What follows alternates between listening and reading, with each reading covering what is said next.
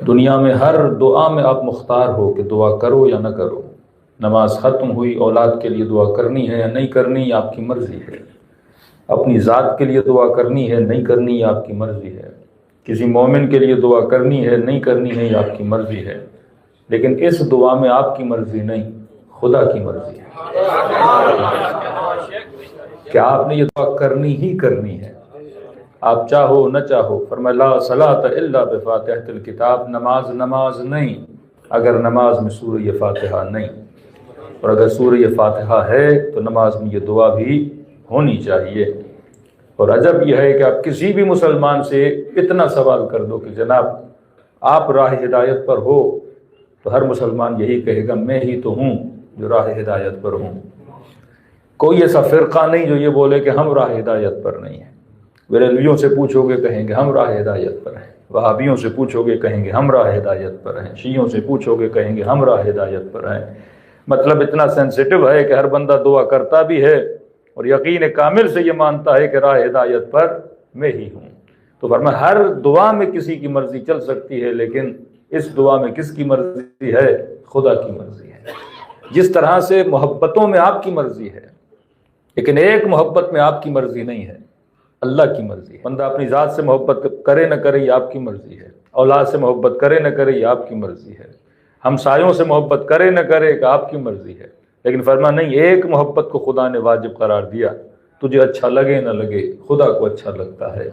فرمایا کس کی محبت ہے؟ آواز آئی قل لا اسألکم علیہ اجرا الا المودۃ فی القربى. فرمایا تجھے اچھے لگے نہ لگیں خدا کو اچھے لگتے ہیں، تو لہٰذا تجھے بھی اچھے لگنے چاہیے. تو ایک محبت خدا نے واجب قرار دی، ایک دعا خدا نے واجب قرار دی، اور ان کا ربط آپس میں بڑا عجیب ہے کہ اہدنا الصراط المستقیم، اے خدا مجھے کس راستے پر چلا؟ سیدھے راستے پر چلا. اب دعا ہر بندہ مانگ رہا ہے، لیکن سوال یہ ہے دعا قبول کس کی ہوتی ہے؟ سوال یہ ہے کہ راہ ہدایت ملتی کس کو ہے؟ کیونکہ اللہ کہتا ہے راستہ ایک ہے، دو راستے نہیں ہیں. یہ سیدھا راستہ ہے جس میں اعوجاج نہیں ہے، جس میں ٹیڑھا پن نہیں ہے. اب بریلوی کہے میں سیدھے راستے پر، شیعہ کہے میں سیدھے راستے پر، اہل حدیث کہے میں سیدھے راستے پر، یہ اتنے ٹیڑھے راستے بن گئے تو مجھے کیسے پتا چلے کہ سیدھا راستہ کون سا ہے، ٹیڑھا راستہ کون سا ہے؟ تو اللہ کا کام ہے کہ مجھے راستہ بتلانے کے لیے کچھ نشانیاں بتا دے. اللہ نام نہیں بتاتا، ہمیشہ خدا کیا بتاتا ہے؟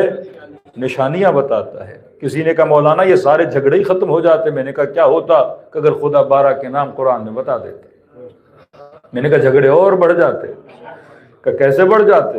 میں نے کہا جناب دنیا کا آسان ترین کام ہے نام رکھنا، دنیا کا مشکل ترین کام ہے صفت پیدا کرنا.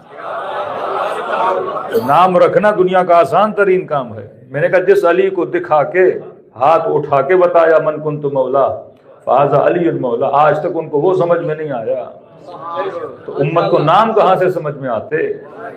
میں نے کہا خدا بتا دیتا پہلا علی ہے، دوسرا حسن ہے، چوتھا زین العابدین ہے، پانچواں محمد باقر ہے، خدا سارے نام بتا دیتا.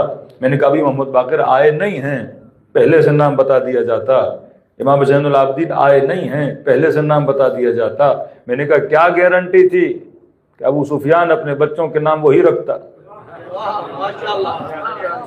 جو پہلے سے قرآن میں آ چکے تھے؟ پھر تو بحث یہ چھڑتی کہ اللہ والا علی کون ہے، بندوں والا علی کون ہے.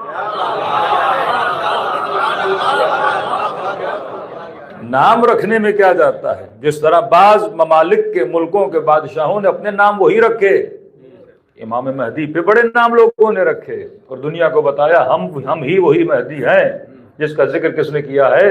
حضرت رسول نے کیا ہے. تو نام رکھنا دنیا کا آسان ترین کام ہے.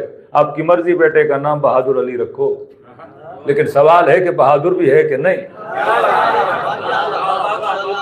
پتا چلا چوہے کو دیکھ کے نکل کے بھاگ گیا، باپ پکارتا رہا بہادر ادھر آؤ بہادر ادھر آؤ، لیکن بہادر صاحب تو چوہے کو دیکھ کے بھاگ رہے ہیں.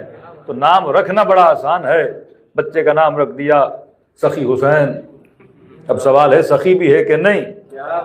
پتا چلا پورے کویت میں سب سے بڑا کنجوس یہ ہے، لیکن باپ نے نام رکھا تھا سخی. تو دنیا کا آسان ترین کام کیا ہے؟ نام رکھنا. لیکن دنیا کا مشکل ترین کام کیا ہے؟ صفت کو پیدا کرنا.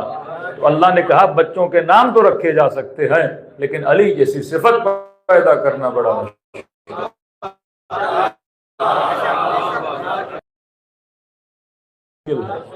کسی میدان میں ڈٹ کے لڑنا بڑا مشکل ہے. شب ہجرت موت کے بستر پہ سونا بڑا مشکل ہے. حسین کی طرح صبر کرنا بڑا مشکل ہے. زین العابدین بننا بڑا مشکل ہے. باقر العلوم بننا بڑا مشکل ہے. تو کہا کہ نام نہیں بتاؤں گا، صفت بتاؤں گا. اور عجب ہے جب اپنا اعلان کیا بڑا سمپل بتایا، انما ولیکم اللہ، رسول کا اعلان کیا کہ وہ رسول ہو.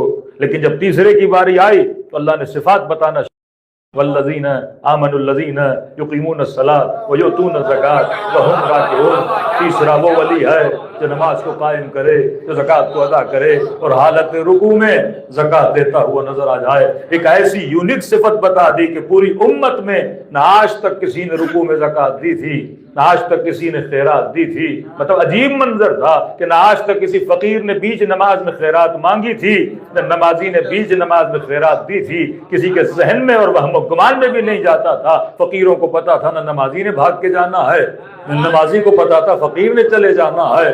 سب کو یہی رہتا تھا نماز ختم ہوگی، آخر میں جا کے جس نے خیرات دینی ہوگی دے دیں گے. جمعے کی نماز ہوتی ہے، سارے فقیر دروازے پہ کھڑے ہوتے ہیں. لیکن یہ عجیب تھا، نماز چل رہی تھی، فقیر بیچ میں آ کر کہنے لگا ہے کوئی مجھے خیرات دینے والا. ہر نمازی کے ذہن میں ہوگا کہ یہ کیسا فقیر ہے.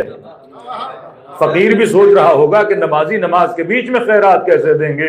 لیکن کہا کہ نہیں، فقیر کا مزاج بھی بڑا الگ تھا، نمازی کا مزاج بھی بڑا الگ تھا. نہ ایسا فقیر کسی نے دیکھا تھا، نہ ایسا نمازی کسی نے دیکھا تھا.